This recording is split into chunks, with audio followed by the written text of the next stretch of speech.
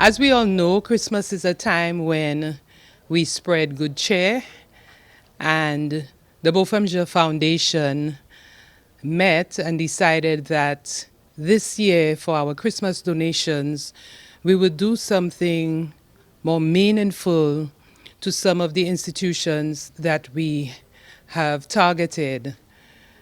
So we decided, based on the needs of these institutions, that the St. Lucy's Home and the Cornerstone Homeless Shelter will be identified and provided with a number of beds so that the wards of the institutions can be more comfortable and have a warm bed during this Christmas time. So the board has purchased and will be donating 25 mattresses and 5 beds to the St. Lucy's Home, while the Cornerstone will get 5 beds and mattresses. We also thought that the flood victims of the November 6th rains in Grosley, we understand that NEMO has provided a number of mattresses, and we decided to also donate 7 beds so that there can be complete sets to these flood victims. So the Botham Foundation is very pleased to be able to make such a gesture, especially at this time, to people who really need them. In addition to that, we have reached out to our loved institutions, and today we would like to make a small check presentation to the Boys Training Center as well as the New Beginnings Transit Home in order that they can have some sort of small celebration for the wards of the institution. We know what it means, and sometimes when we're sitting in our comfort, we tend to forget those who are not as fortunate as we are. So the foundation always looks to ensure that those institutions and individuals that are not as fortunate also get to share in the celebration at this time. I can also tell you that in Dallas, the foundation donated 300 turkeys as well as food items to a number of homeless individuals during Thanksgiving. Again, it's our way of ensuring that people get a proper meal during this time and that they can join in the celebrations as well. So we wish to thank those donors, sponsors who have continued to support the Botham Foundation. It is through their efforts that we're able to get the funds to purchase these items and to reach out to these institutions like yourselves. So on behalf of the foundation, I wish to extend these items to the St. Lucy's Home, the Cornerstone, and the flood victims of the Grosley flood, as well as to the Boys Training Center and the New Beginnings Transit Home, and wish everyone a happy Christmas. Thank you. I would like to say how pleased we are at the St. Lucy's Home as administrator for the foundation, the Botham Foundation, and the donation of beds to the home. We are very pleased. The demand on the St. Lucy's Home for admission is very great, now more than ever before.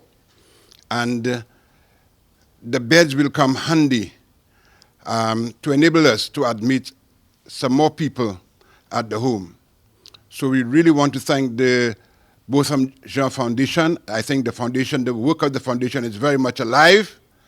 They continue to work assiduously to ensure that the name Botham continues. And wherever he is now, I'm sure he will be very pleased at what is happening this morning. I thank you. I would like to say thanks to Botham Foundation for always keeping us in mind and donating these beds to us that will come in very handy to us at the home, because right now we are getting a lot of unfortunate people coming into the homes for administrate to enter, and it's more like a shelter, for a disaster shelter, so we cannot take in as much as we want to. But now that we have this extra bed, we will be able to admit a little more people. So once again, I would like to say thank you on behalf of the staff and everyone, Ms. Alcide especially, that could not be here this morning. Thank you very much, and thanks again. Mr. Jean, Dr. Jean, thank you so much for your gesture of kindness and love towards the boys of the training center. And I just want to say for everybody to realize something, which I'm not so sure how much of it is in the public. But Botham Jean, he made his presence felt at the boys training center during one of those times when he took time out to be on vacation, to be away from his studies, and he came bodily to help our boys get somewhere better by his participation with them. So we don't see this as something that Dr. Jean, Mr. Jean, that they're just starting as far as the Boys Training Center is concerned. I know since the foundation started, we have received checks from you in the past, and we just want to acknowledge that this is just a continuation of what we know Botham Jean was as a person and what he meant to the institution then, and what he continues to mean to the Boys Training Center at this time.